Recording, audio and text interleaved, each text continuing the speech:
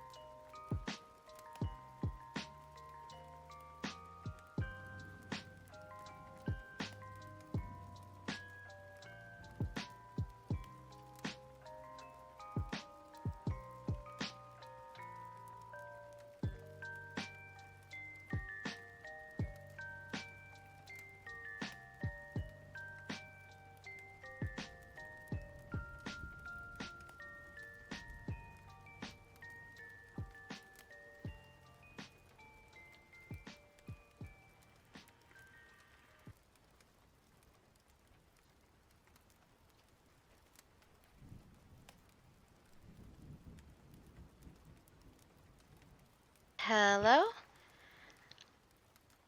Okay, everything appears to be in order. Um, I was having all kinds of issues with alert sounds before. But after a panicked key call, help me, I seem to have things sort of working. And sorry about that really loud one. I had to go in and manually turn all of the volumes down on each sound, and I just forgot that one. So that hopefully saved at a lower volume this time. But hopefully everything else sounds pretty good. Um, but yeah, I'm sorry, I messed up the shout out. I'll try to fix it. But thank you so much, Spence, for resubbing, and Seer, thank you for coming. Thank you for the bits. I appreciate everybody. And I wanted to welcome you back in. This is going to be a very chill stream. I've got the rainy day set up to kind of set the mood. But I figure it's been a while, and you know, there's more exciting things coming up. So maybe it would be a good idea to have a little bit of a refresher, and go back through and read the song, that first installment by Eoneth of his new serial series that he's doing. Um, to kind of just have some fun, spooky vibes. You can chill. If you want to listen along, you can. If you want to write or play video games or just have this kind of on in the background for the vibes, that's also great. Um, and I'm going to do my best with character voices. I am by no means a voice actress. So, the accents might shift. Uh, Pitch and volume might shift as I try to figure out exactly what my sound is going to be. Oh, speak of the devil, and the devil shall appear. Hello, Eoneth. Welcome on in. You haven't missed anything. I was just kind of letting everybody know what they're in for in terms of character voices that I may or may not execute consistently, if at all. But are you just gonna lurk? Aw, Spence, thank you! Thank you for that gift sub for Eoneth. Now he doesn't have to worry about missing out on any of my mispronunciations while at a commercial break. Yeah, see her. I don't know if my commands are working. Oh, hey, look at that. That's a surprise to me as much as it is to anyone. Oh, I remember now. I was going to see if I could add. Is it a? I think it's a scene. Library. No. Is it a? Add existing. Yeah. Oops. Okay, hang on. Just a sec. I was going to add this to this just so that you guys would have some cuteness to go with your spooky.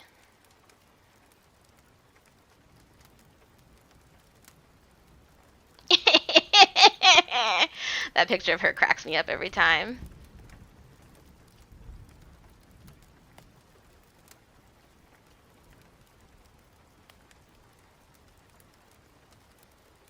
Okay.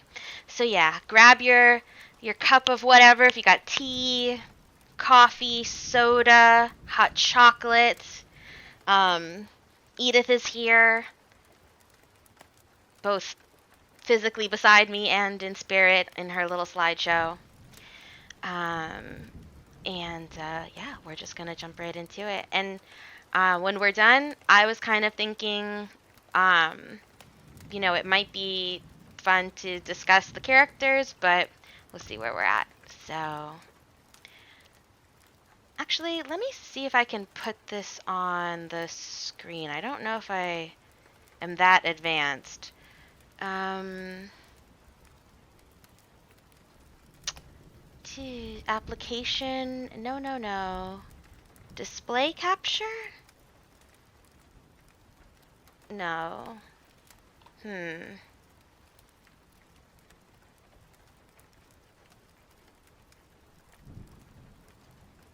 Maybe I did it like this.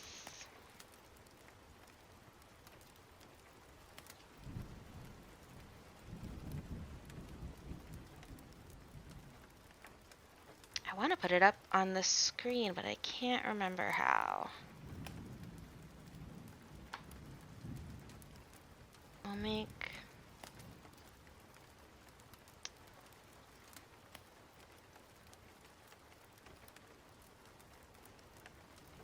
specific window. Aha!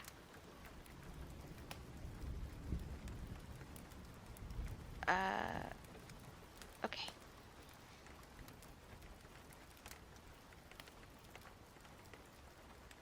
Uh, no, it didn't like that. Okay, I'm sorry, guys. I cannot get the window to be on OBS. I might not be in the right setting. But okay.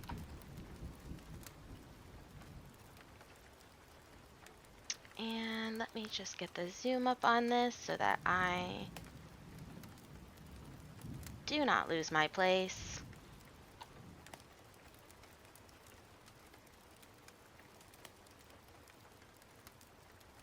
There we go. Okay.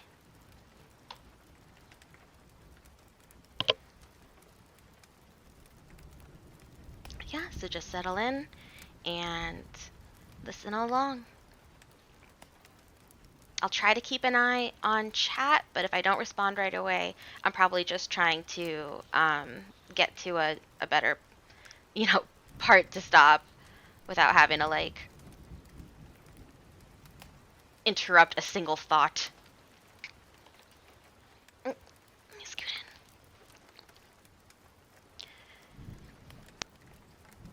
in. And again, this is The Song by Eoneth. Chapter 0. The three companions sat around the embers of their campfire.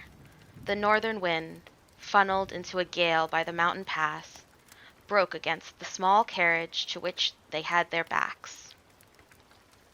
A small black pot sat suspended above the dying flames, and from it came the scent of scalded coffee. To the side, just close enough to the fire to stay warm, was a plate of scrambled eggs and vegetables, most of which was gone.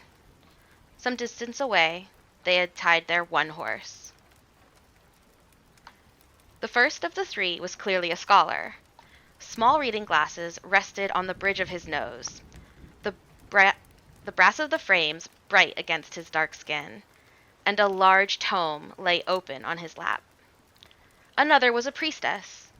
Her white habit, emblazoned with the golden, open-eyed symbol of her religious sect, seemed to refuse the ash that tried to taint its color.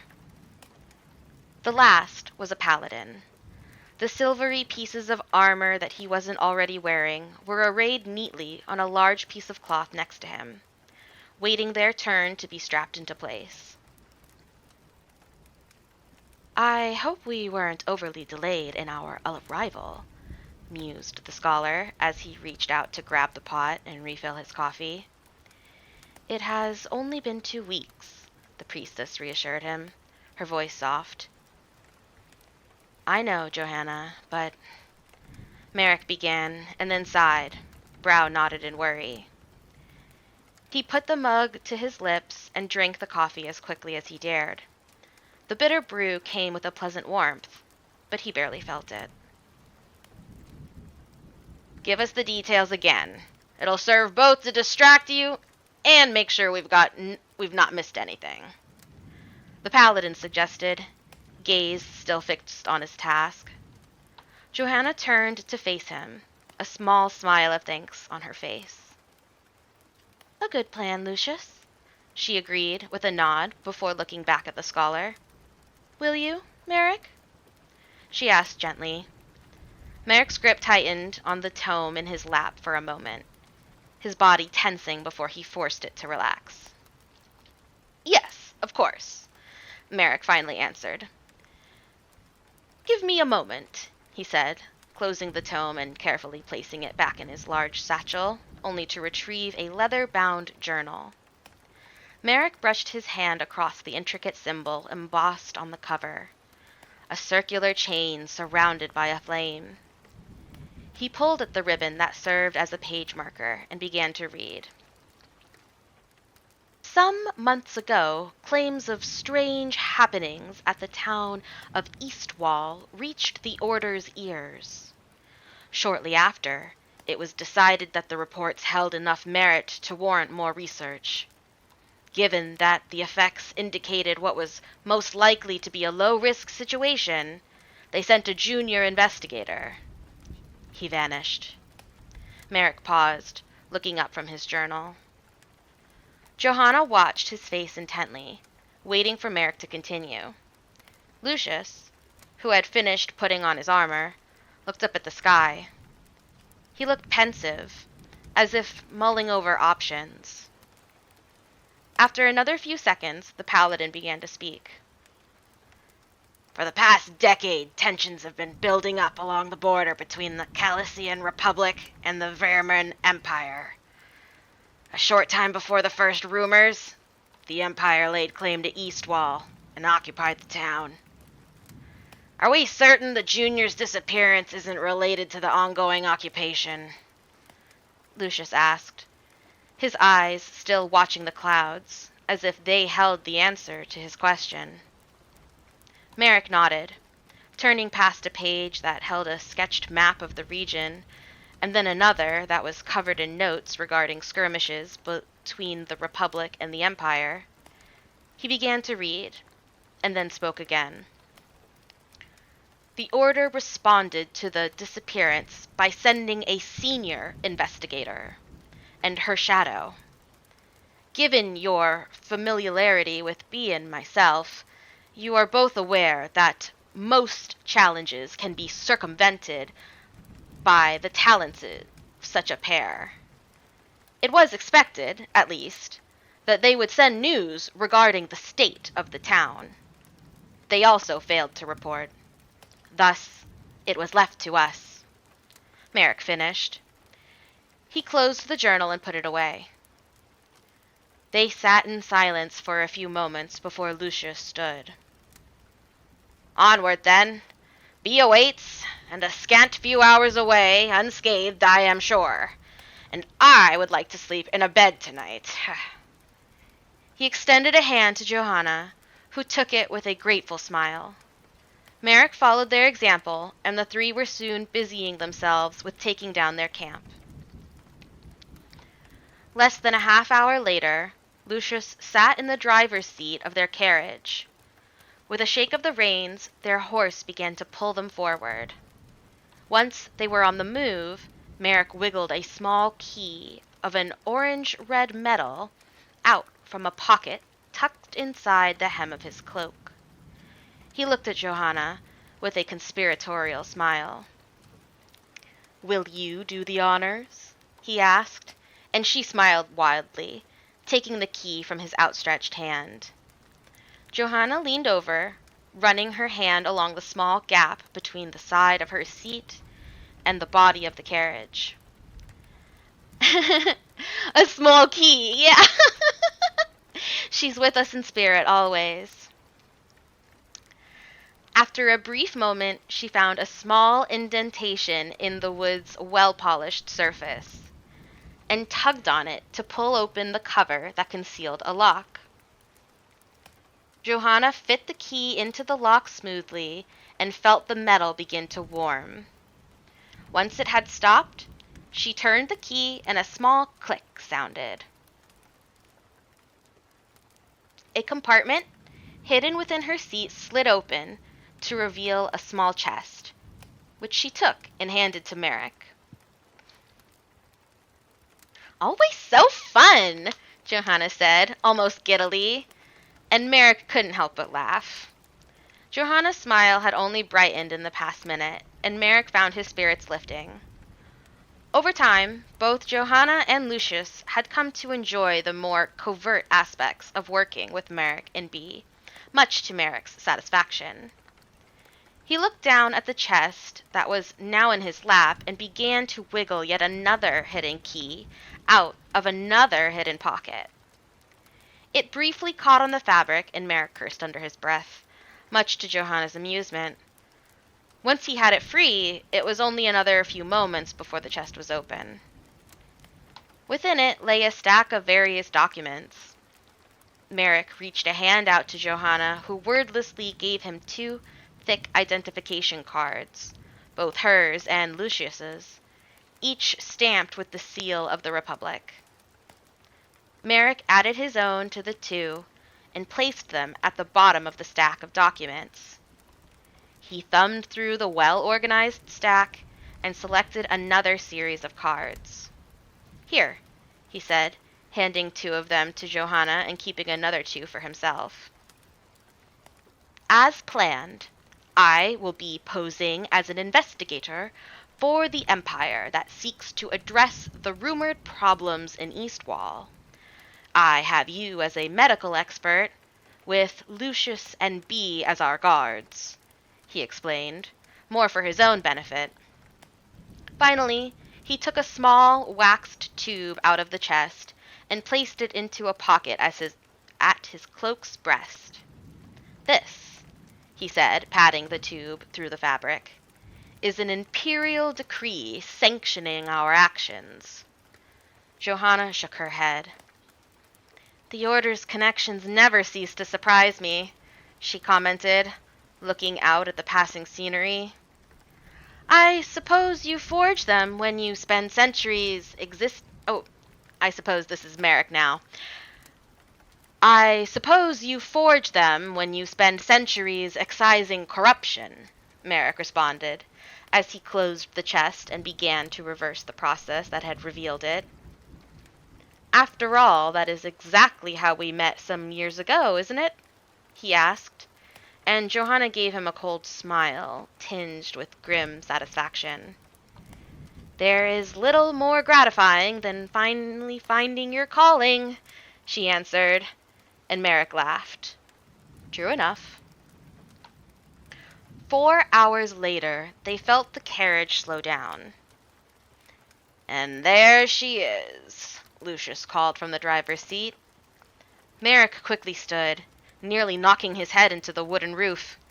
He waited impatiently, and the moment he felt that they had slowed enough, he threw open the door and jumped out. To the side of the road, standing next to a sack of what Merrick knew were supplies, was a short-haired woman in a cloak mottled with dark grays and blues. "Bee!" Merrick waved as relief filled him. He jogged forward to meet her. "Merrick," she said quietly, a raised hand in greeting before bracing herself for the inevitable. Merrick crashed into her, and the taller man pulled her into a tight hug. Once upon a time, embarrassment would have colored Bee's face. Now, she tried and failed to hide a smile. Merrick barely registered that the carriage's clatter had ceased, and that its door had been opened as he pulled away from the brief embrace and began to look Bee over. "Are you well? Did you encounter any problems?" he asked, and she shook her head. "I had no contact, as you can see," she answered, pulling away, spreading her arms and turning in a circle to show her untouched clothing. As she finished, Lucius and Johanna approached. "Ho, Bee!" Lucius greeted her, extending his arm. "Ho, Lucius," she responded, tapping her wrist against his. Lucius had a smile on his face. As the more martially inclined of the group, the two had built a friendship on deep respect and become a deadly duo. "Merrick spent the past few weeks beside himself with worry," Johanna said as Lucius stepped aside to allow the priestess to approach. "It must have been challenging," Bee answered with a glance at Merrick, who had the self-awareness to look embarrassed, though only for a moment. "It is good to see you unharmed," the priestess smiled, pulling Bee into a short hug. "Likewise, Johanna." As the two women split apart and Merrick seemed poised to check Bee for more injuries, Lucius coughed into his hand. "Pardon the interruption, but we should keep moving while Bee informs us of what she has discovered." "Ah, yes," Merrick answered, gesturing towards the carriage. "We are perhaps another 10 minutes from the checkpoint. Will that be sufficient?" he asked as the four of them began moving. "More than enough. There is little to say," Bee answered, climbing into the seat next to Lucius, as Merrick and Johanna entered the carriage.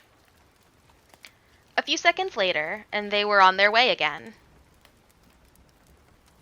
"Before I forget, here," Bee said, passing another one of the small, waxed tubes through the open window that was between the driver and passenger sections of the carriage. "The full report, in case I missed something," she added. Merrick thanked her, placing it into his satchel. He would review it later. For now, he wanted Bee's direct impressions of the situation. Once she had settled back into her seat, Bee took a breath and began to speak. "From a distance, the town appears mostly normal, if strained. The people are apprehensive is perhaps the best word. They look over their shoulder and seem generally restless. The Empire garrison that occupies the town seems much the same, and I witnessed no less than 3 disagreements turn to physical violence in the previous week," she told them. There was a pause as Bee waited for any questions. None were forthcoming. "The town's physical footprint seems larger than it need be to support the population, with many empty buildings that seem to be avoided.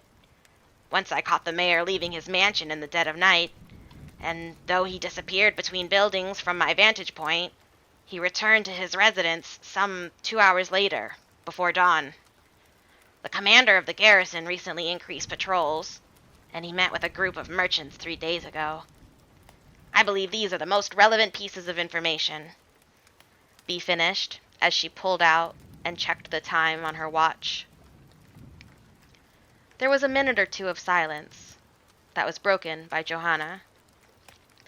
"The town's mood could be explained by the stresses of being occupied by a foreign power," she suggested, and Merrick nodded. "Indeed, we will need to be thorough. Beginning with the mayor is likely to be the simplest option," he said, a hand on his chin.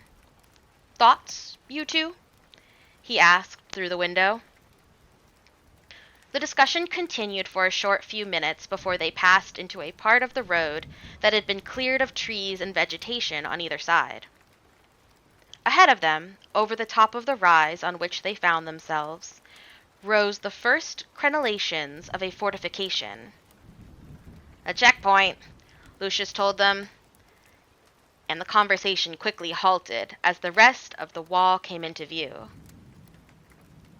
Some 10 or 12 meters tall, the wall had been built into the natural choke point of the mountain pass. The stonework was the same blue-gray as the mountain itself, and they could see the metal studs that indicated an internal metal framework.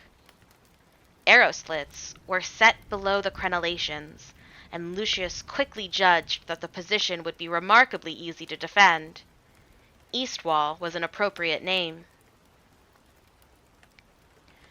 In front of the wall's open portcullis, through which they could see the town in the distance, was a simple line of cavalry spikes attached to a bar. 3 guards leaned against either the wall itself or the base of a simple wooden watchtower. Each was in a simple metal breastplate and a decorated helmet, with a tunic and leggings of boiled leather armor. When they noticed the carriage, they advanced to the cavalry spikes, grips visibly tightening on their spears.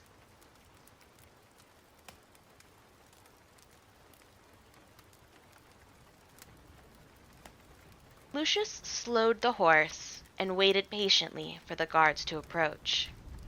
As they did, Merrick opened the carriage door and stepped out. "Hello, friends," he called, waving them over. 2 of the guards stopped near Lucius, who appeared totally unconcerned by their weapons, while the last continued closer to Merrick. "Your business?" the guard asked stiffly, sizing up Merrick as if to judge whether he was a threat. "Imperial investigator," Merrick answered smoothly, pulling out the waxed tube that contained the decree naming their group as such. He opened it and carefully removed the document from within. It was a large rectangle, ornately trimmed in gold with the silver wax of the imperial seal holding a red ribbon into place.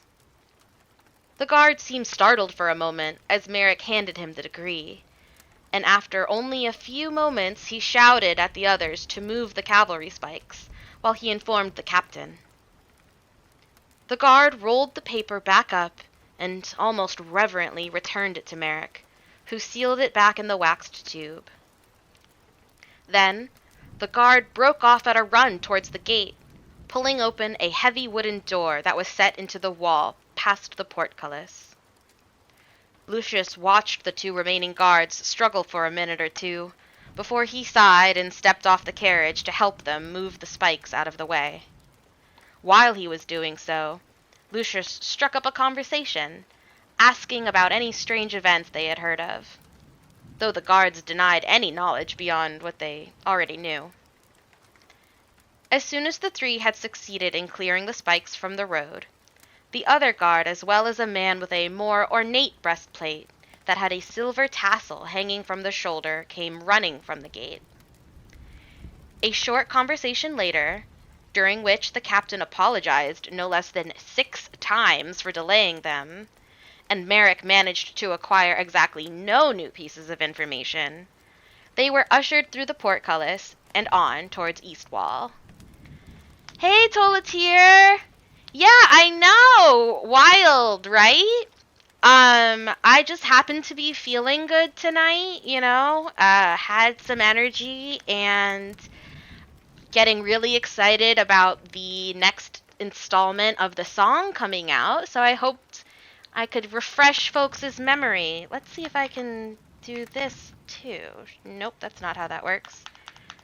Aw, thank you, Spence! That's so nice. Now Tolatier won't miss a thing. Tier.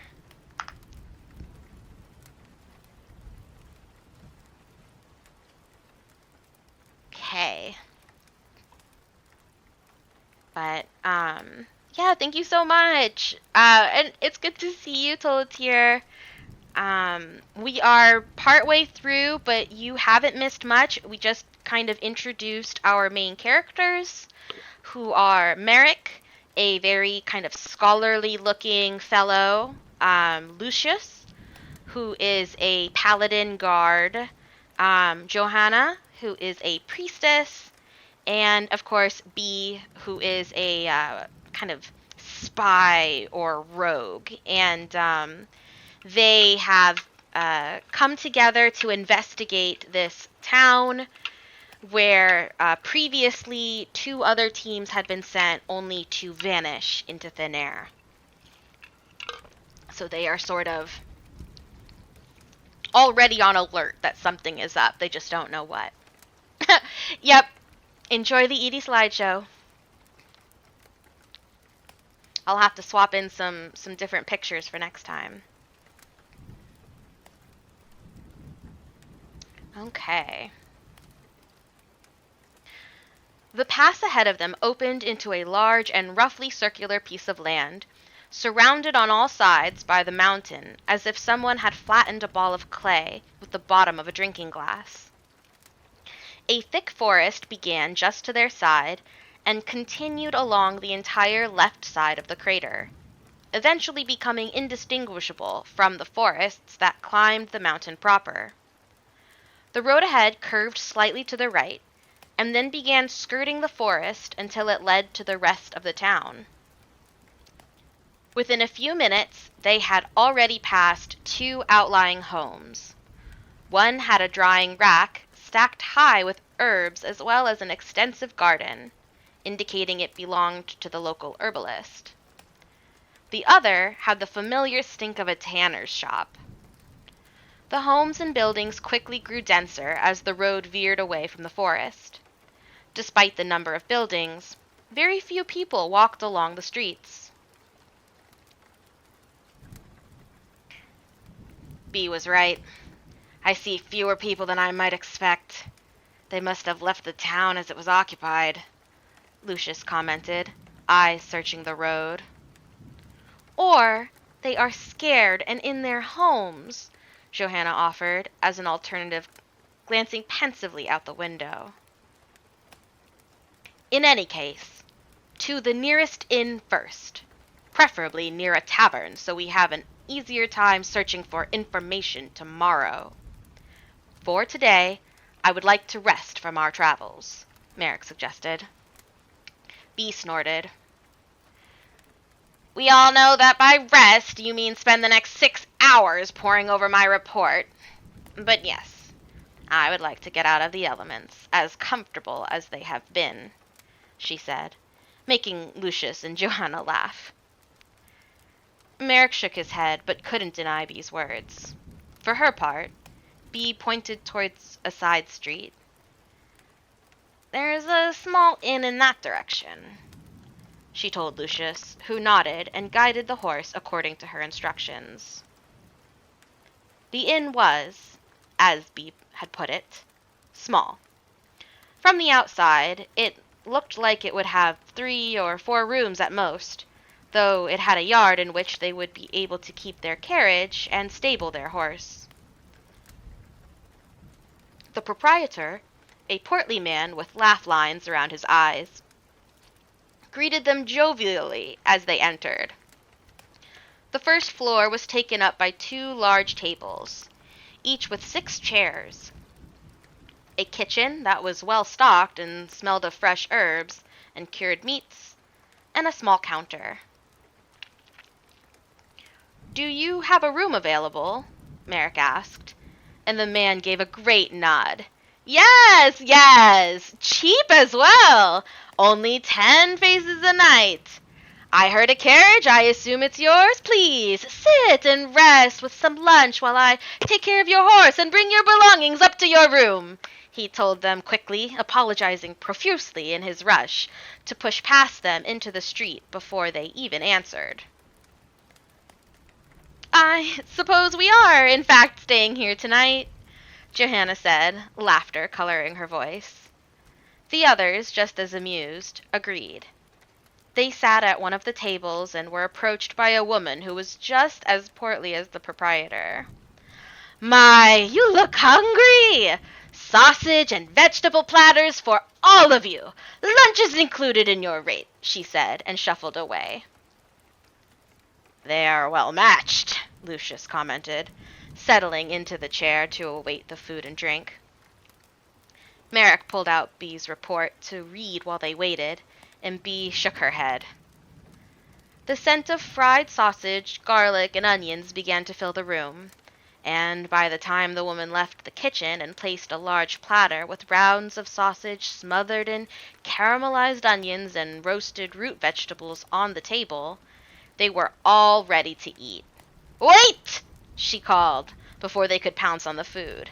They looked at her in confusion.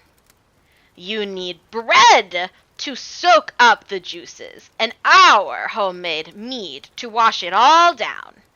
We're out of ale, she told them matter-of-factly.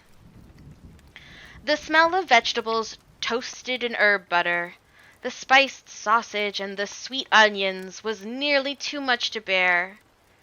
They waited impatiently for another minute or two, until she returned with 4 wooden cups, a tall bottle of sweet-smelling mead, and a bowl with a large loaf of fresh bread. "There! The mead is normally extra, but it goes well with the sausage," she said with a smile, and walked away.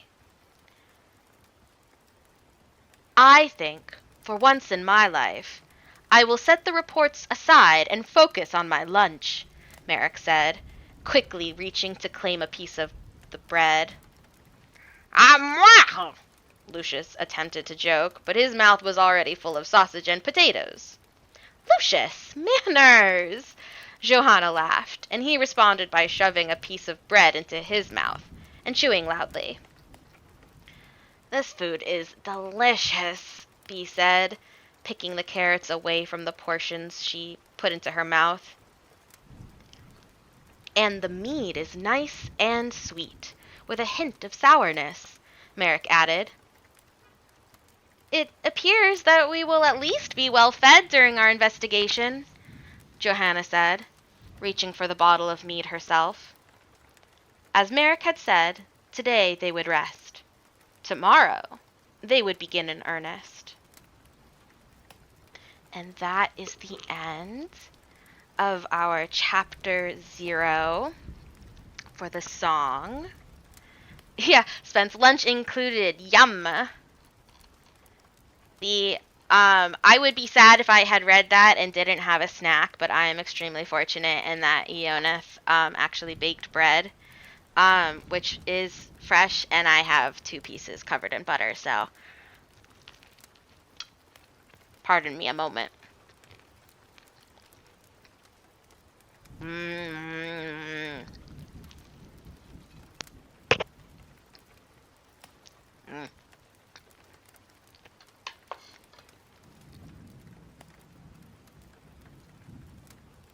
Okie doke. So that is part 0. That's kind of your intro.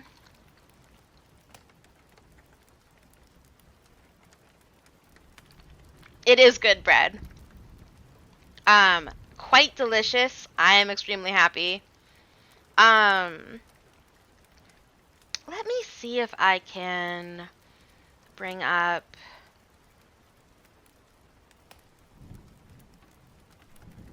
What am I looking for? What am I looking for?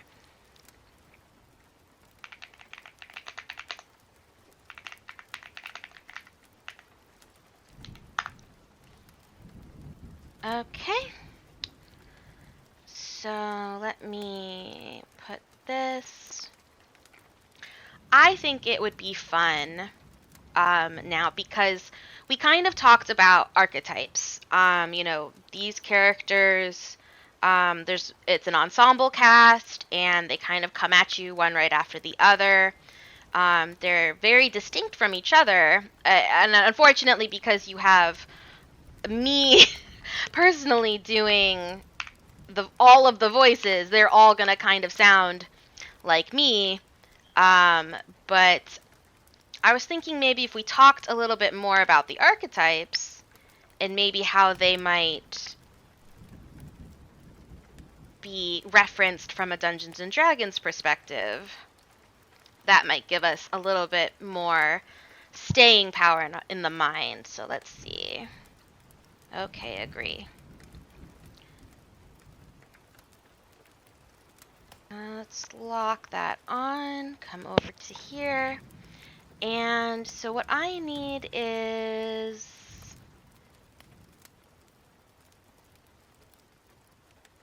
Here. Nope. Alright, just a sec. Gotta hide that while I figure that one out.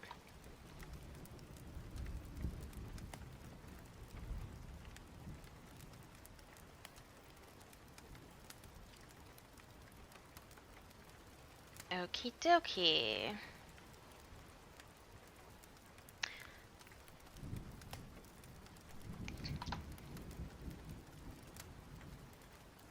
that looking like? Okay. Refresh. Nope. I will figure this out eventually. If it weren't for the fact that I'm playing like 6-dimensional chess with with all of this. Okay. Now we're in business. Okay, I agree. So I think that one of the easiest ones to start with is going to be the Paladin. Because it's right there in the text. Lucius just straight up is a Paladin. And we kind of have a one-to-one. Oh dear. Allow? I don't know what's happening. But I hope it's good. Classic Paladin. So Paladins are, from a gameplay mechanic perspective, very much known for their armor. Or to be even less metaphoric and even more technical, about their capacity to absorb damage. A lot of paladins play, a very much martially oriented fighter type of character, who is not necessarily there to like give the killing blow per se. Not really there to, just output the most damage. But what they are capable of doing is drawing the focus of the enemies to them, becoming the most, appealing target, and then absorbing those hits, those attacks, so that your, more delicate, fragile, less armored characters have less of a chance of being targeted and being hurt. And with paladins, that is a very kind of broad category. They are all defined by their oath. And a paladin oath is a subclass that basically is going to define more specifically, what your unique funky flavor of paladin is going to be, right? Like,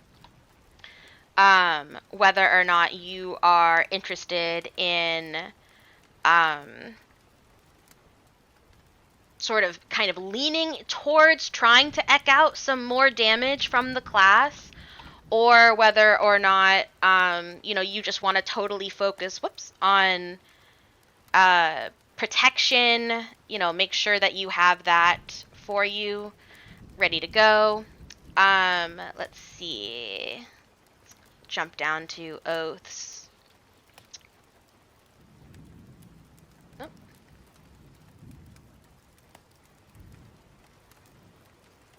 Oh. Okay.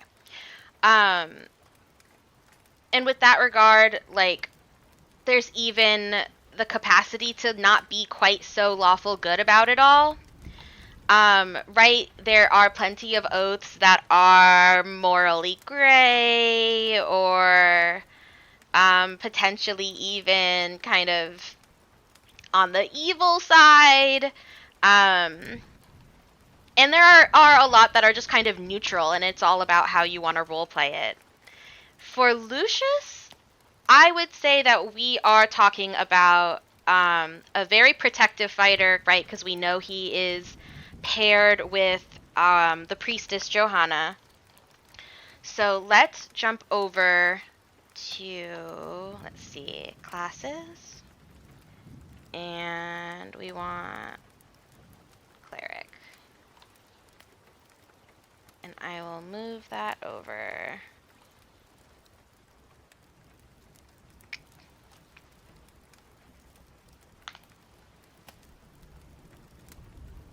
Okay. So then we have our clerics. Clerics, again, from a kind of game mechanic standpoint, are usually support. A lot of their abilities, spells, and skills from their backgrounds, associated backgrounds, are oriented towards healing or, enhancing, kind of usually having to enable your party to be better at or do more things that maybe they otherwise couldn't do. Um, and I think that this makes a lot of sense narratively, that we have like a priestess, a cleric, um, who is, aligned with a paladin. You know, mythical, the archetype of the paladin outside of Dungeons and Dragons has a lot to do with religion and being, taking this sacred oath that is sanctified by their, religious beliefs. And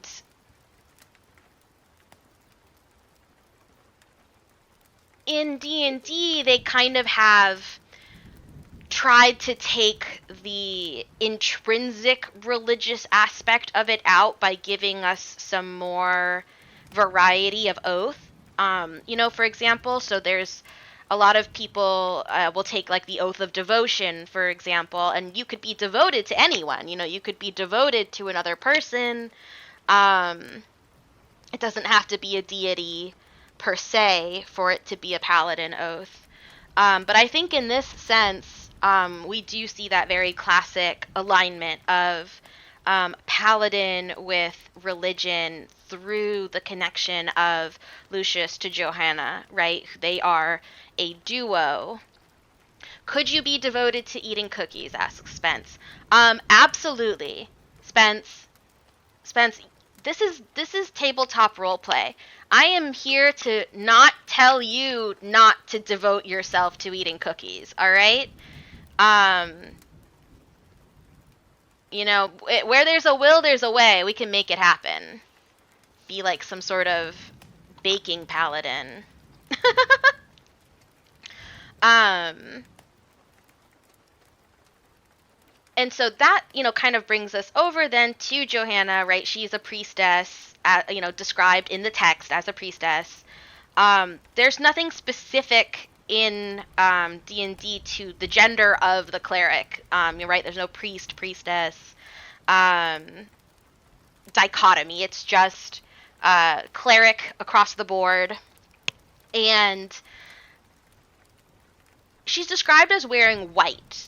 And again, if we kind of step back from Dungeons and Dragons specifically and just take a look at the archetype, in mythology and religion and literature, the white clad kind of Vestal Virgin, is what comes to mind.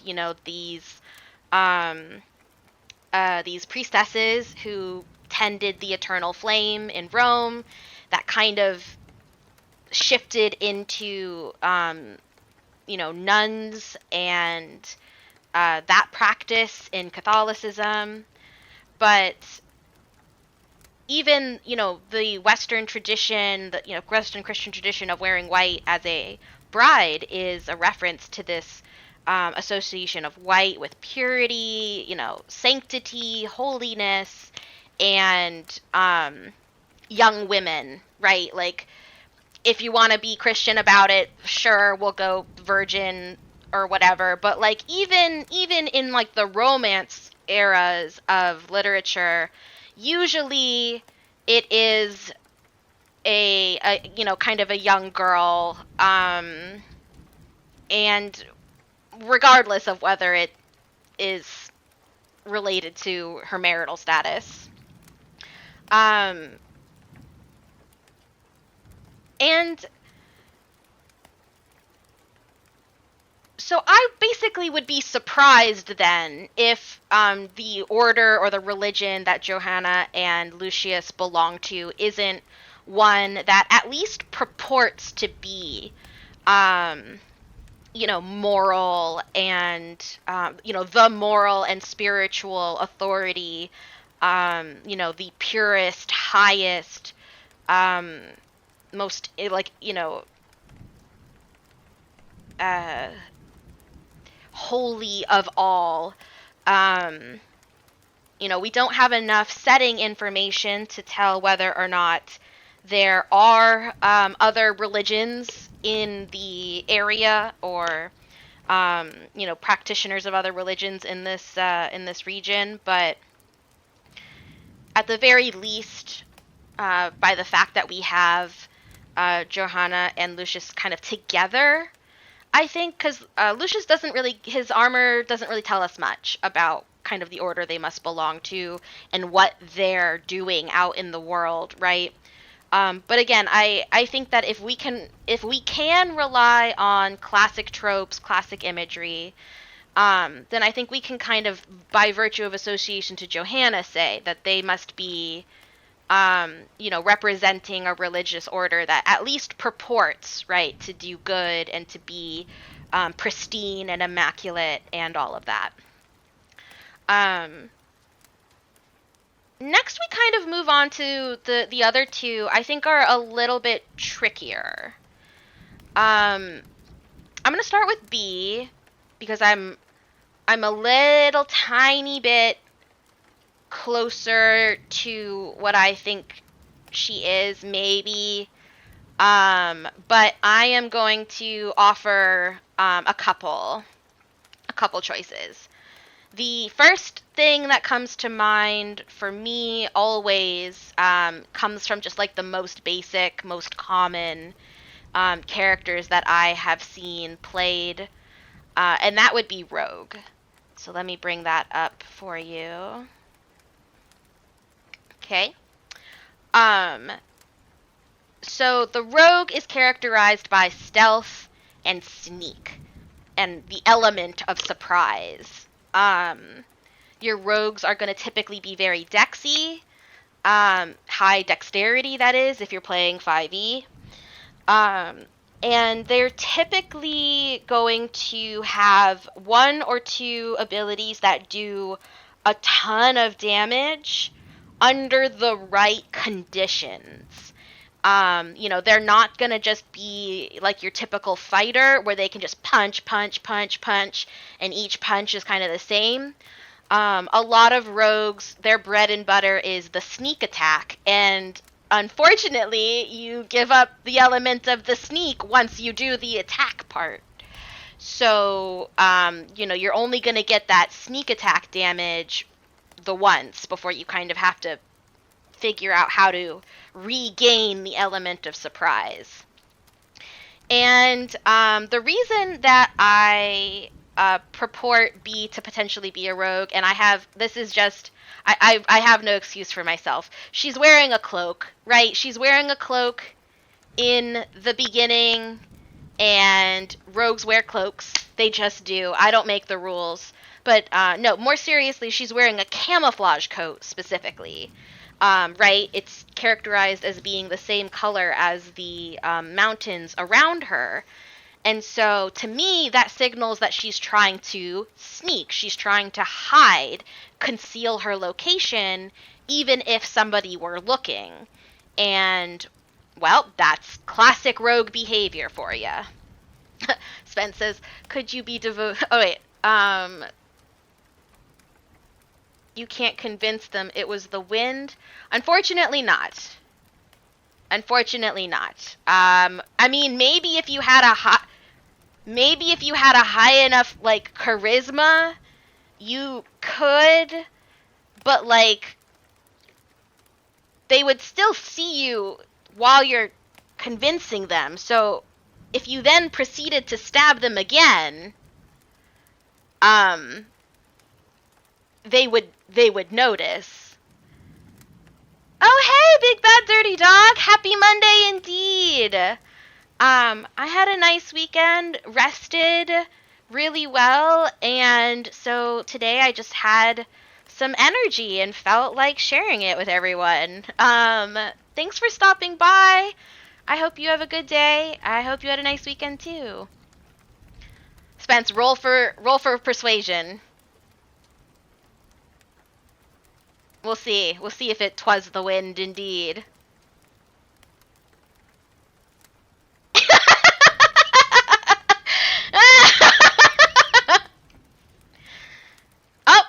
Yeah, okay, I guess it was nothing after all. Just a rogue gust.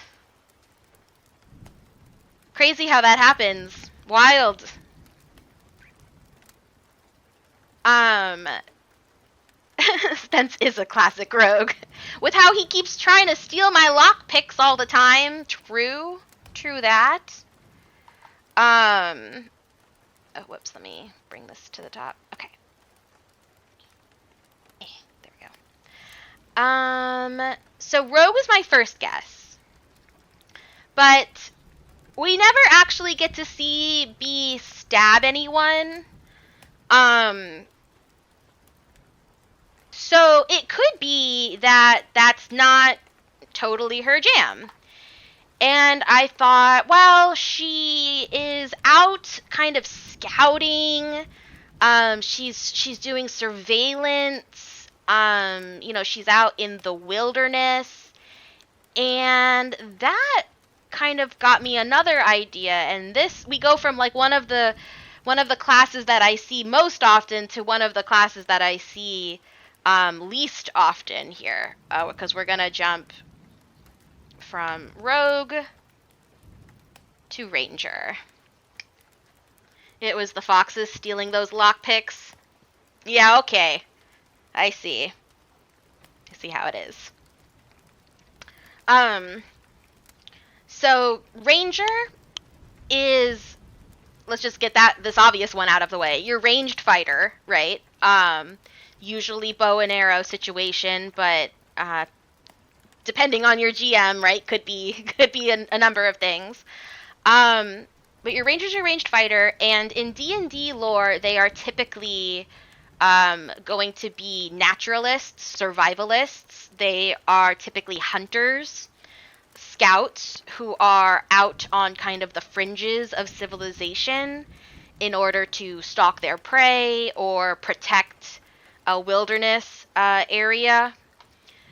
You know, when I think of Rangers outside of the song and like outside of D&D, I think of a very like Robin Hood-esque character, right? Like Robin Hood was also a rogue, but so that he didn't get caught, he had his like base of operations out in Sherwood Forest. He wore green to blend in with the forest. He was a master marksman at the bow and arrow. Oh, Toletier, you're playing a ranger. How's that going? What is your subclass? Have you picked one yet? And then while you think about that, the ranger, more specifically in Dungeons and Dragons, has kind of been this ongoing conversation over many iterations about what it more specifically should be and do. And that affords people a lot of flexibility to really customize the ranger of their dreams. But unfortunately, it also leaves a lot to be desired in terms of jack of all trade, master of none. A lot of people find that their ranger just does not level as effectively as some of the other classes at doing what it does, right? Because if you want to be a primarily ranged fighter, you can do that through the fighter class and do way more damage, take way more turns. If you want to be a ranger through the, like, I'm a master woodsman survivalist, there are druid options that are, a lot stronger. And so kind of there's this ongoing joke that like, oh, the ranger sucks. But like, it's all about what you want out of the experience. Your ranger lost an arm and now acts like Batman. Just absconding with children to train to fight crime wearing costumes at night. That doesn't sound good. Where is Jillian? I need her to come say Batman things so that I am off the hook. But so the ranger, I think that if we're going to hone in on the scouting and the the kind of like survivalist part of it, the hunting, the ranger is more what we are looking at. You know, they're independent, they go off on their own. And I mean, again, we are just kind of cursorily looking at these. In terms of ranger archetypes, right, there are a couple that really lean into the hunter. There are a couple that really lean into the like more natural side of things. I'm not really sure which one we would do for B. I think probably just the hunter would be more of what we are looking at. But again, it's hard to say based on just what we have. Oh, you'd still do the scouting? And as a crossbow hand. Nice! Crossbow arm! You need a grappling hook that you can have, and then you're in business. You could swing from building to building with your grappling hook arm. That'd be crazy. Sorry, I'll stop.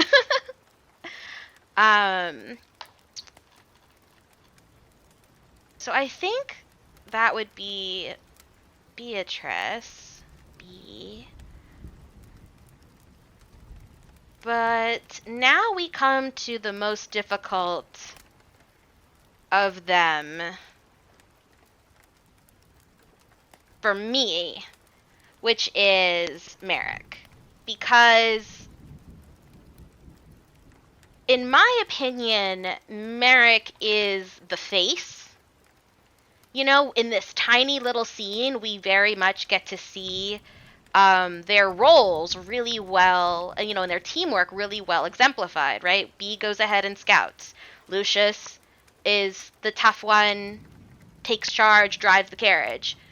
Merrick handles the talking to the people, and Johanna is like this quietly supportive, you know, force. So, you know, I think that Merrick is extremely educated. I think he would have to be in order to pull off some of the ruse that they're about to do as like this investigator, right? Any kind of official investigator would probably be, at the very least, you know, quite professional and knowledgeable in their field. So that has me kind of leaning towards an intelligence build, which, you know, wizard, for example, or artificer if you're feeling spicy. But hear me out. Bard, right, for the charisma. Bards are also educated. But the bard would give you more, you know, persuasion, more, sort of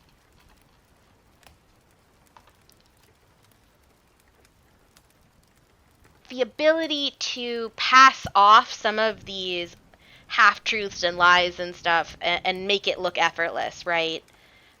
Even under scrutiny. And I think they don't really give us like spy as an option. Let me pull up. Let's try looking at Bard. View Bard. Copy.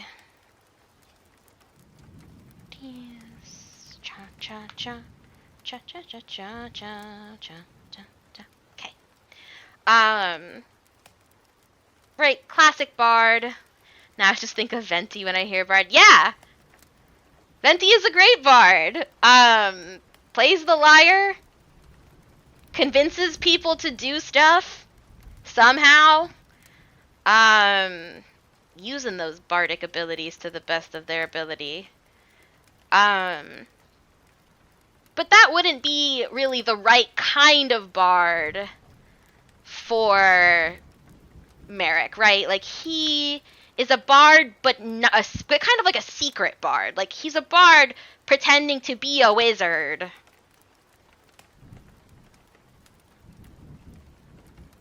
Right, and doing it well. And we haven't seen his abilities, but based off of kind of his eagerness to read over reports, his class is nerd. Yeah, he does seem like a very astute, adroit kind of person. I think that it sort of is difficult for me to figure what bard college he would go into. We have the College of Eloquence, which the College of Eloquence master the art of oratory. Persuasion is regarded as a high art, and a well-reasoned, well-spoken argument often proves more persuasive than facts. These bards wield a blend of logic and theatrical wordplay, winning over skeptics and detractors with logical arguments and plucking at heartstrings to appeal to the emotions of the audience. So, this I think is a great option for a spy, but I almost feel like this is too emotionally intelligent. Um Bart is cool take. Like I almost feel like and I'm not ready to commit to a multi-class, but like again, selling the lie of being undercover takes a certain level of theatrical ability, acting.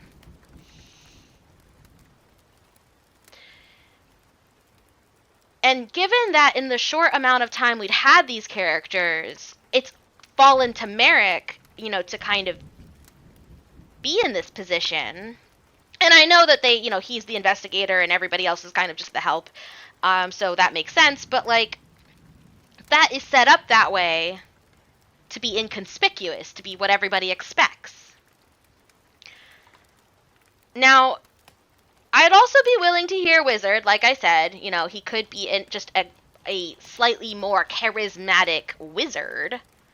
And wizards are usually where you find your classic, tried and true, nerds. Anybody that reads Terry Pratchett's Discworld will know what I am talking about when I say just like think of the unseen university wizards at the college there. They are just college nerds. They just love magic and breaking reality for science or whatever. And wizards give us some flexibility. They're really more they're all about their their schools of divination, conjuration, abjuration, enchantment, evocation, illusion, necromancy, and transmutation. If you're being really fancy about it and want to believe D&D Beyond here, a risky move at all times, there's also the new war magic, chronergy, graviturgy, what is it, blade singing, blah, blah, blah, blah. Like, can you tell wizards are pretty popular here? Interestingly enough, there is a school called Order of the Scribes. Magic of the book, that's what many folk call wizardry. The name is apt, given how much time wizards spend poring over tomes and penning theories about the nature of magic. It's rare to see wizards traveling without books and scrolls, sprouting from their bags, and a wizard would go to great lengths to plumb an archive for ancient knowledge. Among wizards, the Order of Scribes is the most bookish. It takes many forms in different worlds, but its primary mission is the same everywhere: recording magical discoveries so that wizardry can flourish. And while all wizards value spellbooks, a wizard in the Order of Scribes magically awakens their book, turning it into a trusted companion. Oh my god. All wizards study books, but a wizardly scribe talks to theirs. Oh my god. It's giving very, like, I married Hatsune Miku, you know? Like, no disrespect to that man. I hope you guys know, like, that was parentheses, like, with love. But true. Um, but you know what I mean? Like, God, could you imagine being able to bring your favorite book to life? I don't know. I don't, knowing what I read. Don't look at me. Um, but yeah, that sounds like it could be right. Right up our alley here for what we're looking for. Just like a wizard's wizard. Um, Awakened Spellbook, whatever. This one really kicks off at level 6. You can conjure forth the mind of your awakened spellbook. As a bonus action while the book is on your person, you can cause the mind to manifest as a tiny spectral object, hovering in an unoccupied space of your choice within 60 feet of you.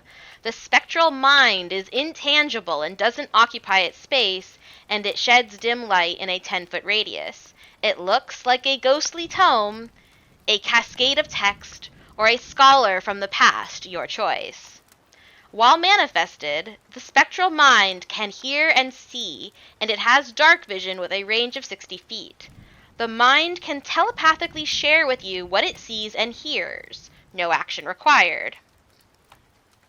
When you cast a wizard spell on your turn, you can cast it as if you were in the spectral mind's space instead of your own, using its senses. You can do so a number of times per day equal to your proficiency bonus, and you regain all expended uses when you finish a long rest. As a bonus action, you can cause the spectral mind to hover up to 30 feet to an unoccupied space that you or it can see. It can pass through creatures, but not objects.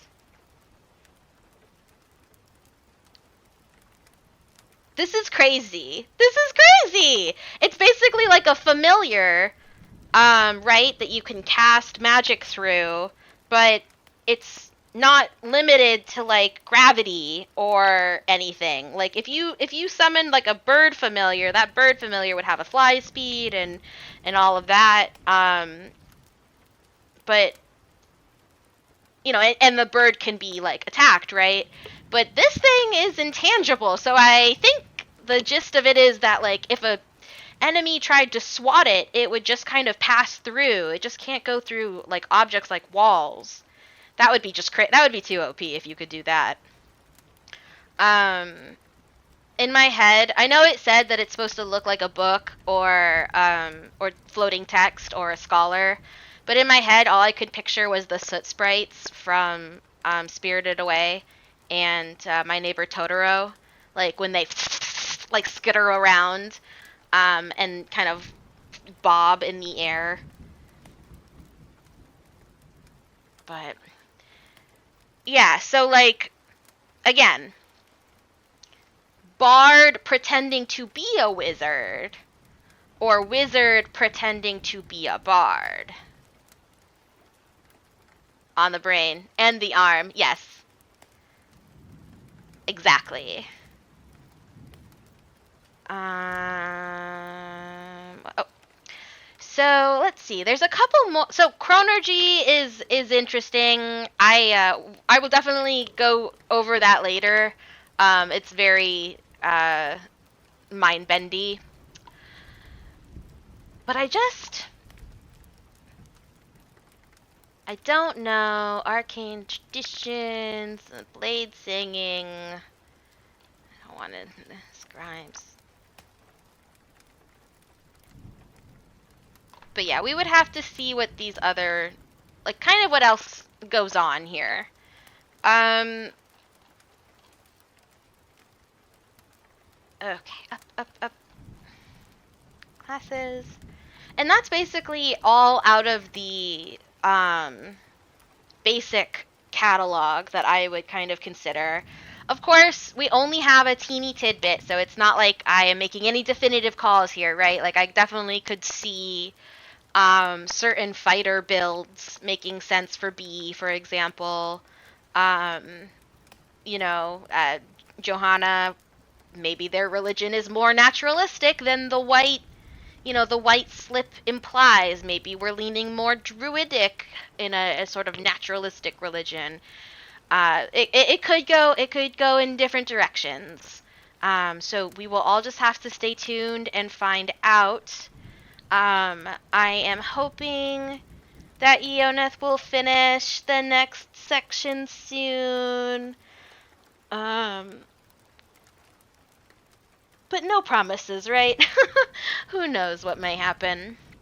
But if you are interested in reading the song for yourself or checking out any of everyone bully him, yes, do it.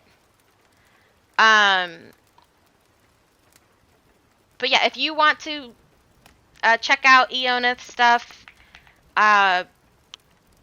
his short stories, books, all of that, he is here on Twitch. Let me see if I can remember how this goes.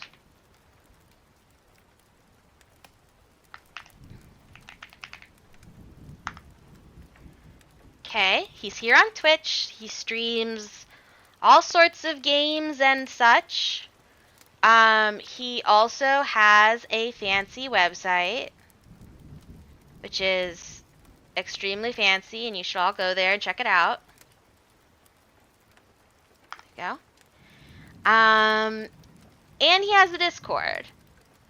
The Discord is on his Twitch, so just you can follow his Twitch to his about. Discord link is there. But yeah, Beck Muffin is absolutely right. Bully him. Bully him on Twitch. Bully him on Discord. Bully him on his website. Bully him on Amazon. And just anywhere you can find anything, bully constantly. That's how we're gonna get what we want out of this man. As for the characters themselves, again, we're just gonna maybe check in again, go back over our notes, see what tracks, what makes sense. As we go, we might need to do some custom work, but we'll figure it out. And guys, just let me know if you're interested in, especially as the song develops, maybe doing a one shot or playing a little bit in the setting. We could have a single one shot of it, or we could do a couple sessions of it. But we'll see where it goes. And I'm not sure when I'm going to stream again. I am very much still at the whims of my health. Some days I wake up and feel fine, and some days I don't wake up and it's 2 a.m. the next day when I finally come to. And some days I don't wake up because I don't sleep at all. It's just a straight insomnia nightmare. Or not a nightmare because I'm not asleep. What is it? Just a not sleeping all night. And until I kind of have that figured out, I can't promise a predictable schedule. But like I said, bully Eoneth because I'm really excited to do the song. So, if you bully him and then the song is ready, I'm going to be excited, and then my body will cooperate because it'll get the dopamine from the thing. Okay? Yeah. Yeah.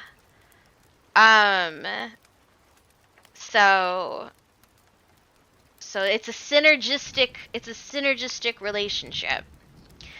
Another thing I would really like to do is maybe just have like a like a fortune telling night, a divinity night. I know that a lot of us are fans of tarot.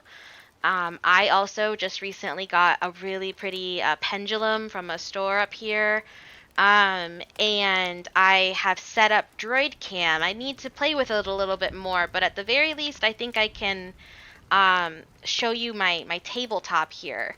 So we could turn some cards, swing some pendulums, sip some tea, talk some tarot. I think that would be very fun. Maybe we should do it. Maybe we should keep an eye on the moon phase for that one. But either way, I will try to get this video moved over to YouTube so that you can play it back and listen to it again if you want, assuming the audio is okay. Um, and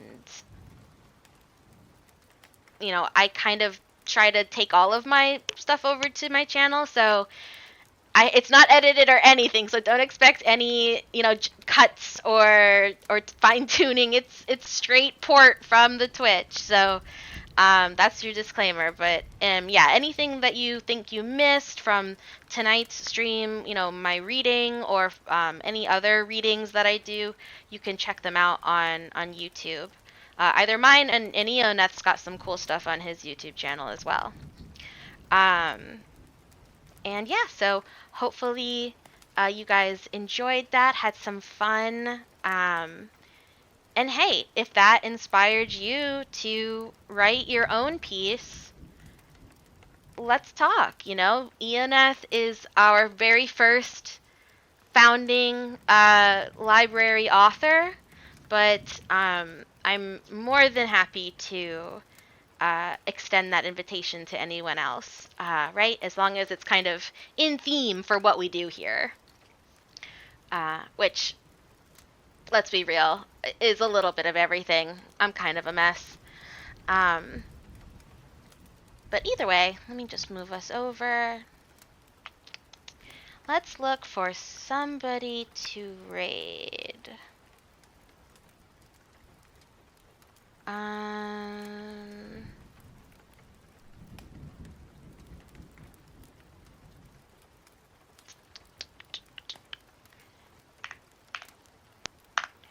who's live?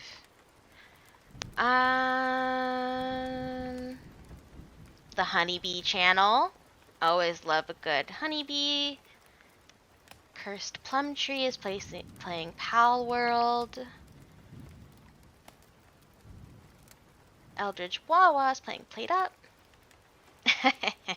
Oh, and League of Legends is on. Okay. Oh, okay, speaking of League of Legends, this might come as a shock, but I am actually, learning how to watch. I'm learning how to watch League of Legends games, spectate so that I know what's going on and I understand the things that the chat says. If anybody else is interested in learning along with me and kind of figuring out the ropes, let me know.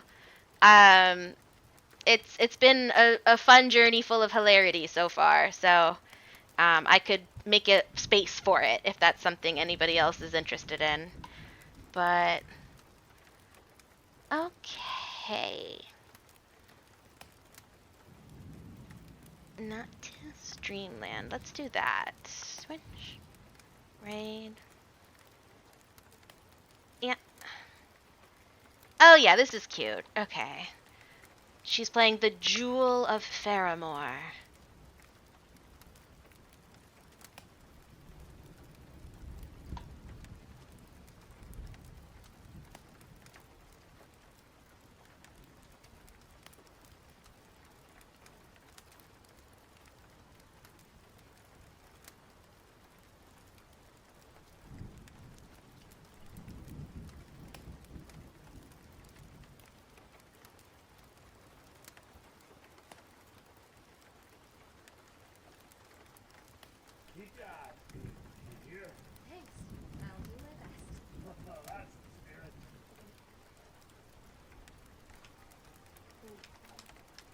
will do. Wait, hold on. Did he want me to bring him back something? Howdy there, stranger. I take it you're off west. Right. Apologies for the wait. Is it in my quest?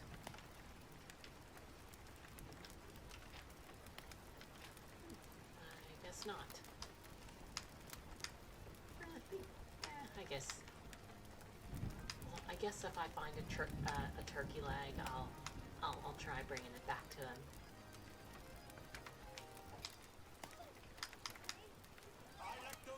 Oh, Dee! Welcome in, Raiders! Oh my God, second raid of the stream.